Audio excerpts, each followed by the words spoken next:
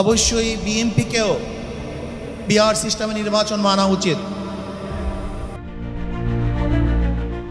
ক্ষমতায় এলে দেশে শরিয়া আইন চালু করার ঘোষণা দিয়েছেন ইসলামী আন্দোলন বাংলাদেশের সিনিয়র নায়েবে আমির মুফতি সৈয়দ মুহাম্মদ ফয়জুল করিম, যিনি চরমোনাই পীর নামে পরিচিত। তিনি এক টকশোতে বলেন, জাতীয় নির্বাচনে বিজয়ী হয়ে সরকার গঠন করতে পারলে কোরআন হাদিস ভিত্তিক শরিয়া আইন বাস্তবায়ন করবেন। তার ভাষায়, আমাদের শরিয়া, আমাদের দর্শন সবকিছু কোরআন ও হাদিসেই রয়েছে। আফগানিস্তানের শরিয়া অনুসরণ প্রসঙ্গে ফয়জুল করিম বলেন, আফগানিস্তানের শরিয়া বেশি অনুসরণ করা হচ্ছে, আমি চাই বাংলাদেশকেও সেরকম বানাতে।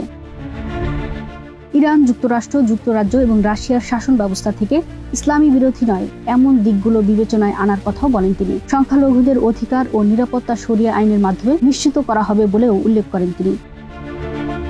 জামাত ইসলামীর সঙ্গে সাম্প্রতিক একত্রে সমাবেশের বিষয়ে চরমোনাই পীর বলেন, পুরো বক্তব্য থেকে সরিনি, সমঝোতা মানেই আদর্শ বিসর্জন নয়। তবে বিএনপিকে সমাবেশে না ডাকার বিষয়ে তিনি জানান, আনুপাতিক ভোট প্রদান পদ্ধতি পিআর নিয়ে একমত না হওয়ায় বিএনপিকে আমন্ত্রণ জানানো হয়নি। মাজার ভাঙা প্রসঙ্গে তিনি বলেন, মাজার ভাঙা ঠিক নয়, কেউ সেজদা দিলে তাকে বুঝিয়ে বিরত রাখতে হবে, সবাইকে শান্তিপূর্ণভাবে ফিরে আসতে হবে এ ধরনের কাজ থেকে।